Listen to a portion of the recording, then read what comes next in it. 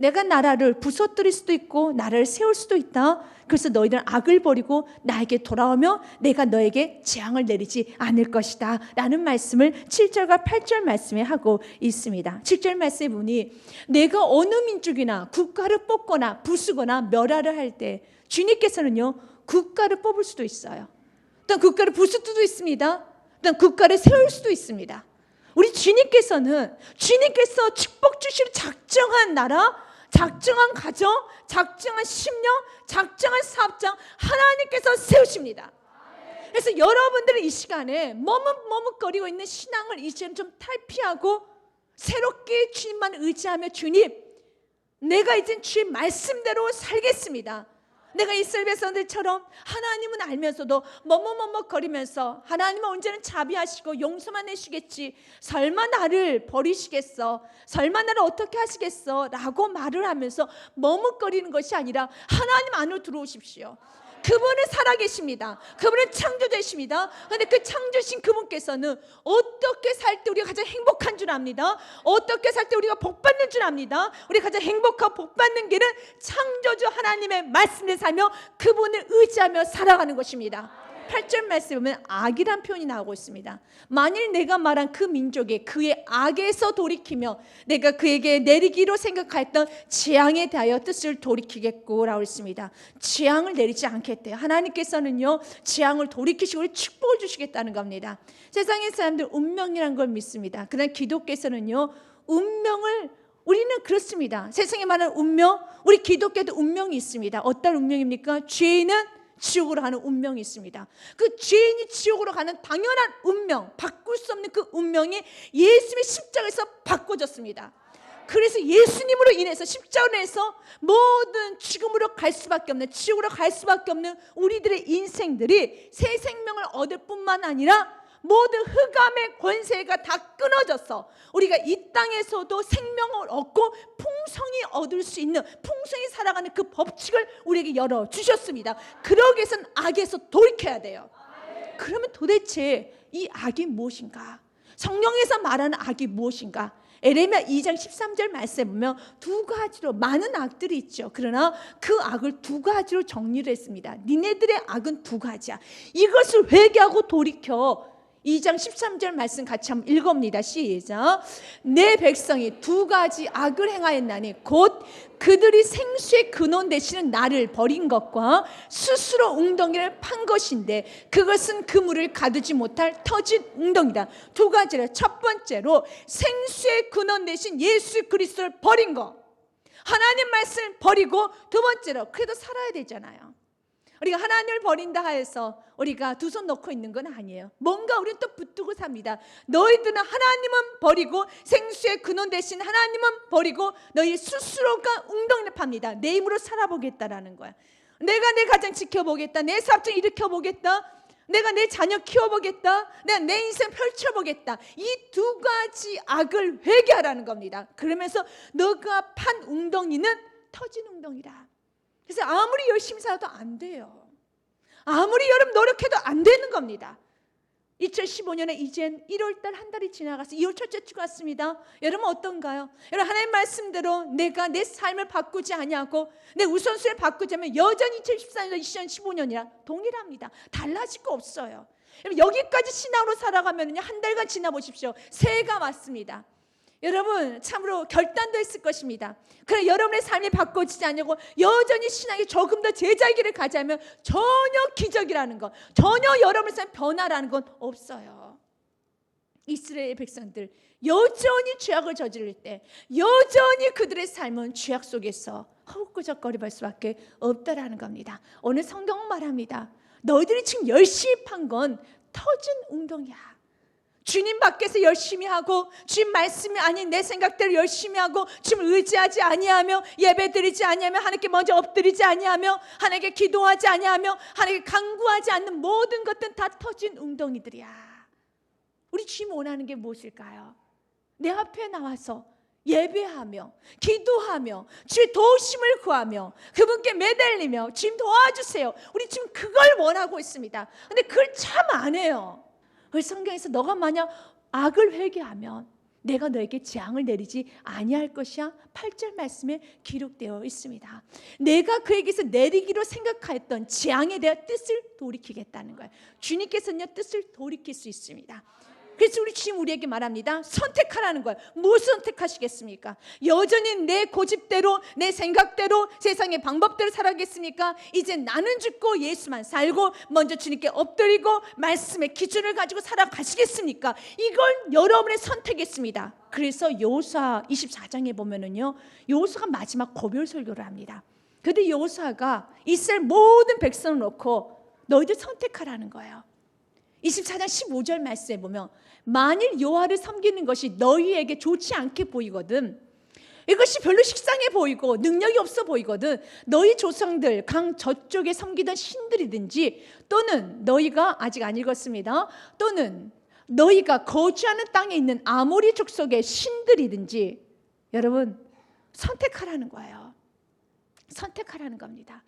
아모리 족속의 신들이든지 아니면 정말 강 건너편에 있는 모든 신들인지 선택하여라. 그러나 너희가 섬길 자를 오늘 택하라.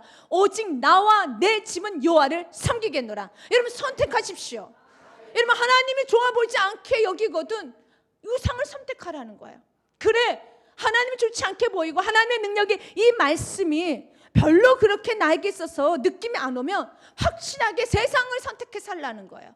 그러나 나와 내 집은 여호와만을 선택하겠다. 나는 그분을 섬기며 살겠다. 그때 이스라엘 백성들이 16절에 그들 무슨 선택을 하냐, 같이 읽습니다. 시작.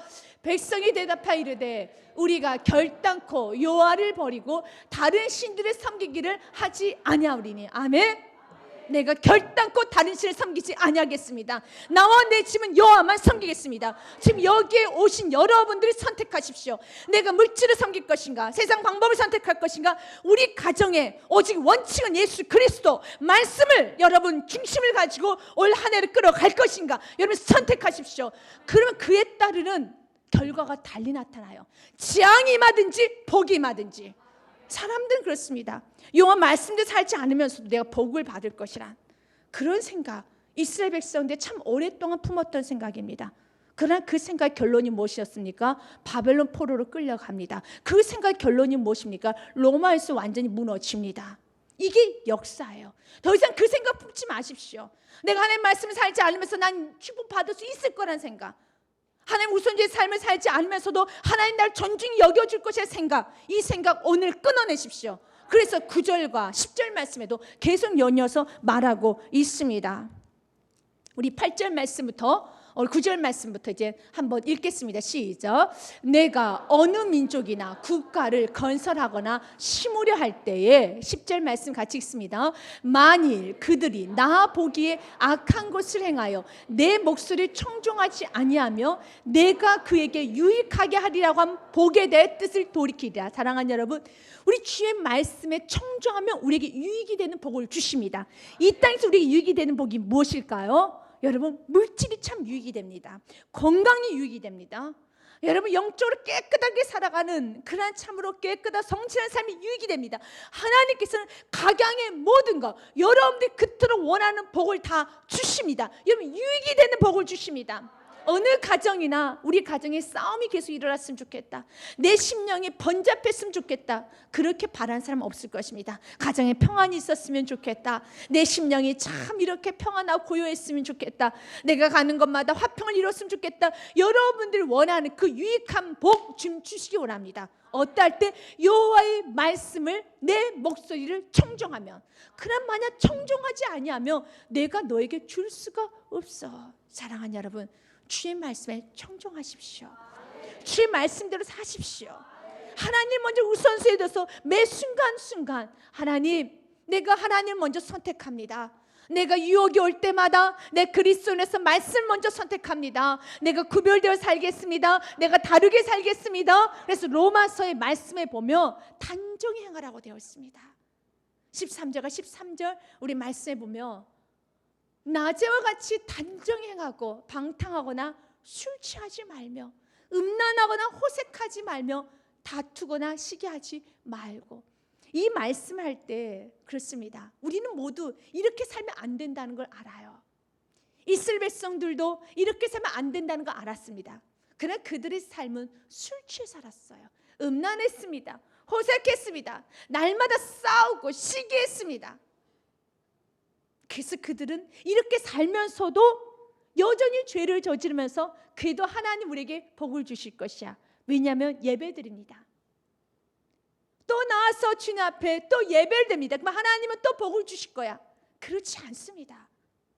우리 주님 말합니다. 술 취하지 말라고 됐습니다. 단정히 행하라고 됐습니다. 음란하지 말라고 됐습니다. 시기심 버리라고 말합니다. 다투고 살지 말고 베풀며 살라고 말합니다. 14절 말씀 같이 읽습니다. 시작.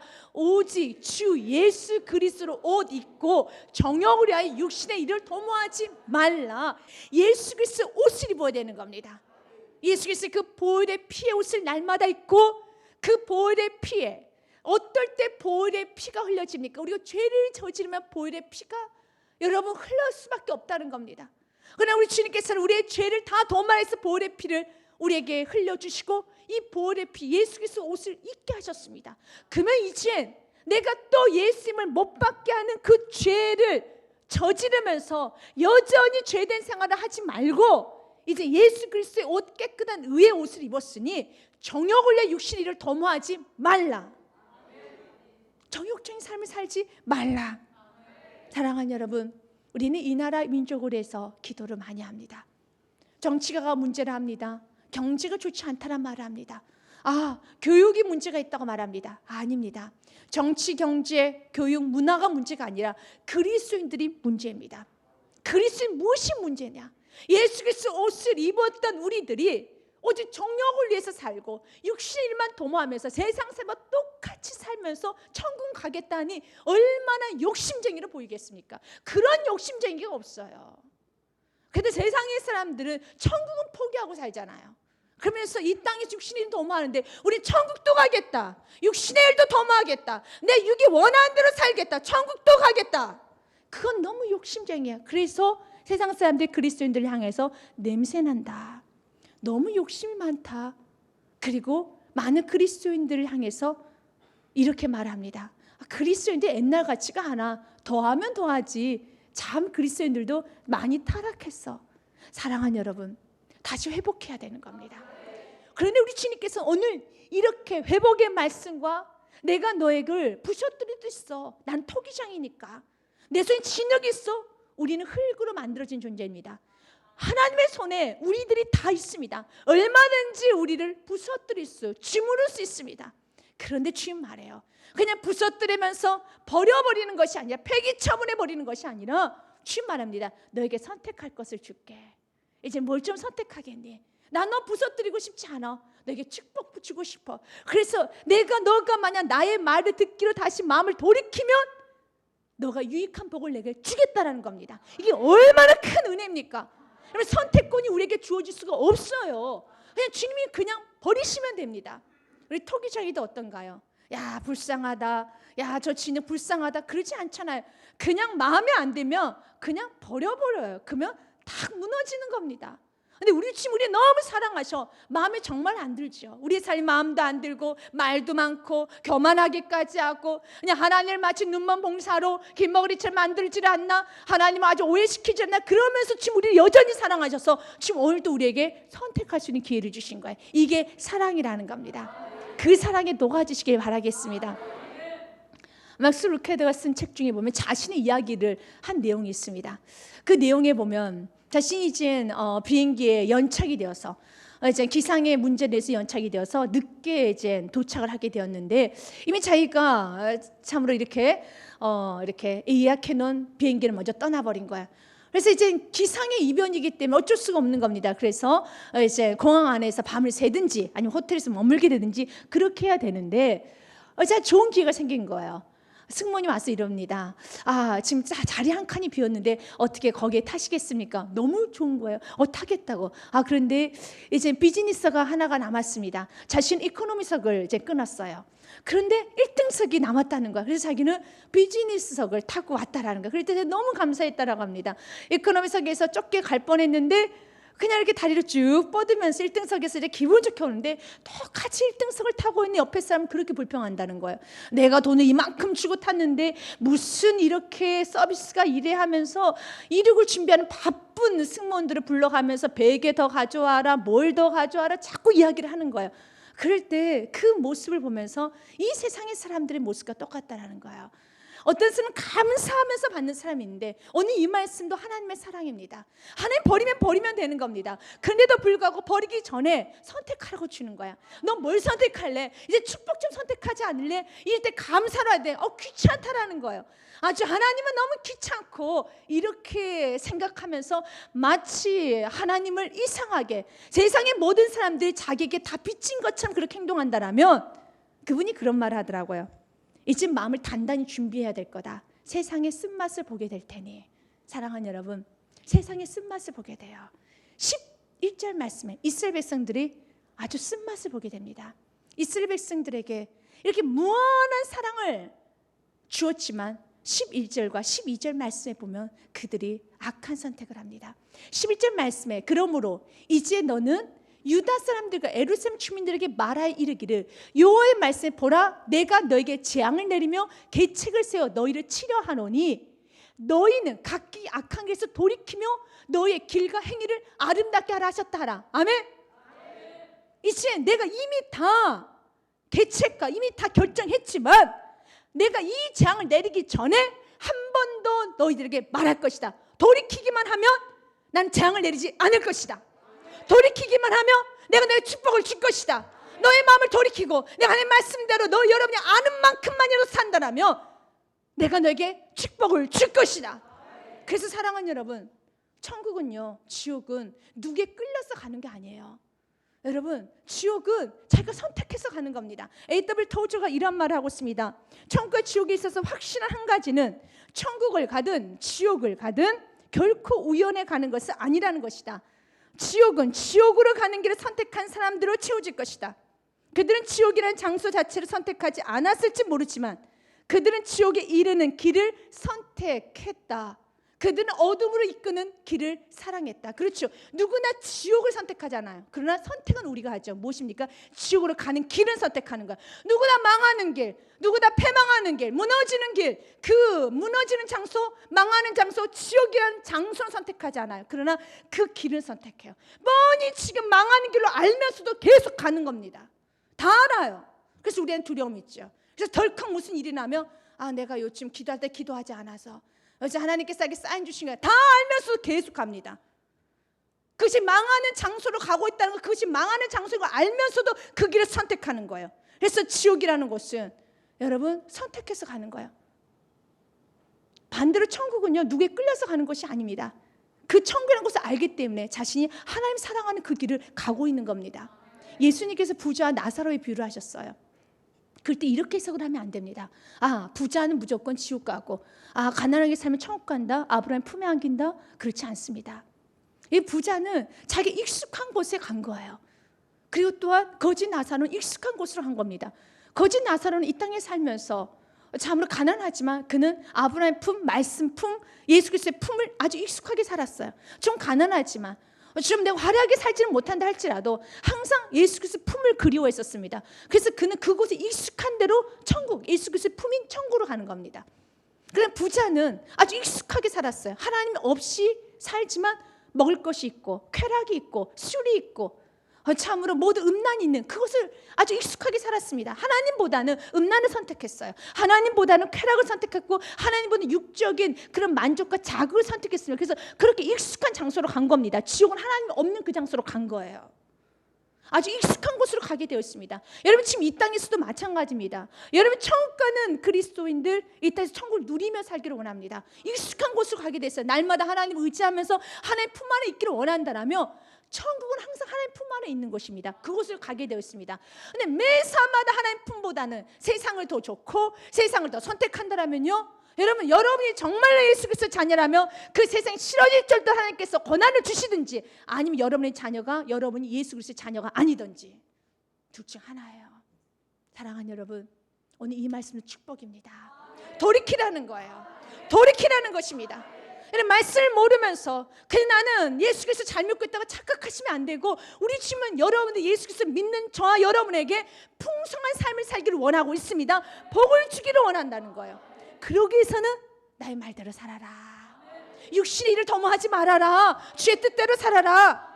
이때 우리 모두는 이렇게 아멘하면 우리 주님은 내가 너에게 복을 줄 것이다.